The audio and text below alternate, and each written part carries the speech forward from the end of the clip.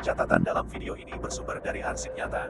Tujuannya bukan untuk membenarkan, tapi memahami proses psikologis di balik tindakan kriminal. Penonton disarankan untuk menyimak secara kritis.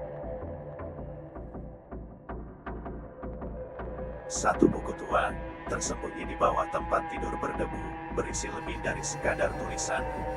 Ini bukan fiksi, ini adalah pengakuan, ditulis dengan tangan dingin oleh para pelaku kejahatan paling brutal. Di balik catatan forensik dan rekonstruksi kasus, ada satu artefak yang berbicara langsung dari dalam pikiran pembunuh. Diari. Buku harian ini bukan sekadar dokumentasi, tapi pelampiasan, rencana, hasrat. Dan inilah kisah 4 dari mereka, lewat tulisan yang tak pernah dimaksudkan untuk dibaca publik.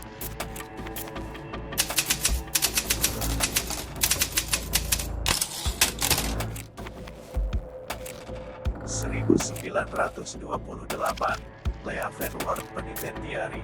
Karl Panzram menulis dengan pena bulu di atas kertas lusuh dari dalam sel isolasi. Ia dikenal karena pernyataannya yang brutal dan tak mengenal penyesalan. Panzram mengaku telah membunuh lebih dari 20 orang, memperkosa ratusan pria, dan mencuri di berbagai negara.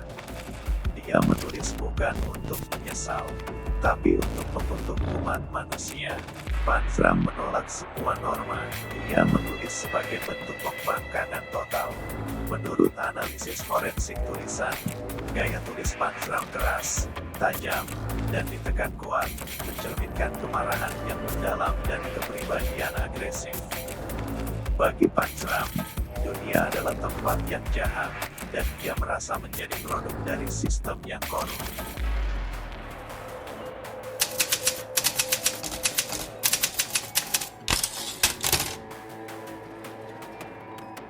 Di Wichita, Kansas, Dennis Rader menyimpan jurnal bertajuk Project BTK di ruang bawah tanahnya. BTK, singkatan dari Beat, Torture, Kill, menyusun catatan detail tentang setiap korbannya. Dia menjalani kehidupan ganda sebagai kepala keluarga dan aktivis gereja, tapi menyembunyikan dunia sadis yang dia rancang dengan sistematis. Ditulis seperti laporan proyek rapi, sistematis, dan menyeramkan. Baginya, kendali adalah segalanya. Rader mengatur semuanya, mulai dari waktu serangan hingga penempatan objek bukti. Forensik tulisan menunjukkan gaya tulisan Rader konsisten, tegak, dan terstruktur, mencerminkan obsesinya terhadap kontrol dan keteraturan.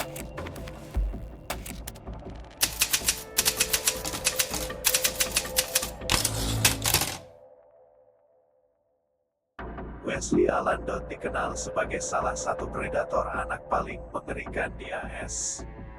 Ia ditangkap tahun 1989 dan langsung mengaku. Dalam selnya, ia menulis ratusan halaman refleksi. Bagi Dodd, diari adalah upaya untuk menjelaskan dan membenarkan dunia batin yang rusak. Catatannya lugas, seperti pembelaan dari dalam dirinya yang gelap. Ia tidak hanya mengaku, tapi menjabarkan metode dan dorongannya dengan mengerikan. Susunan kalimatnya menunjukkan pola repetitif dan pengulangan frasa yang mencerminkan kompulsi berpikir. Kalimat-kalimatnya dingin, datar, namun penuh rincian, seolah berusaha menjelaskan sesuatu yang tak bisa dibenarkan.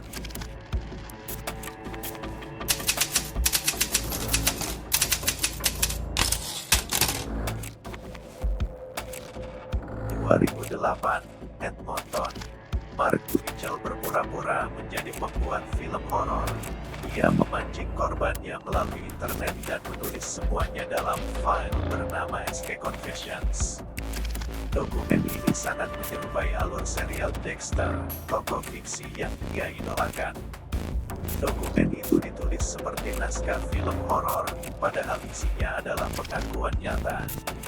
Ia kehilangan batas antara fiksi dan kenyataan. Kata-katanya terdengar seperti cerita, padahal itu rekaman berdarah.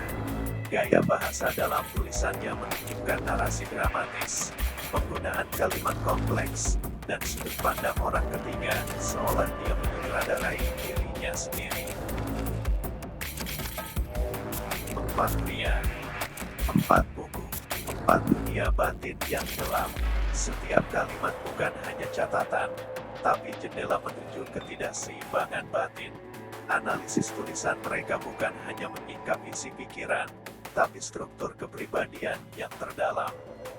Kita membaca, tapi tak pernah benar-benar memahami, kecuali jika kita menelusuri cara mereka melihat dunia. Setiap kalimat ditulis bukan untuk penyesalan, tapi untuk abadi. Di hari ini bukan lagi milik mereka, tapi peringatan bagi kita semua. Agar kita tak hanya membaca, tapi benar-benar mengerti. Serpihan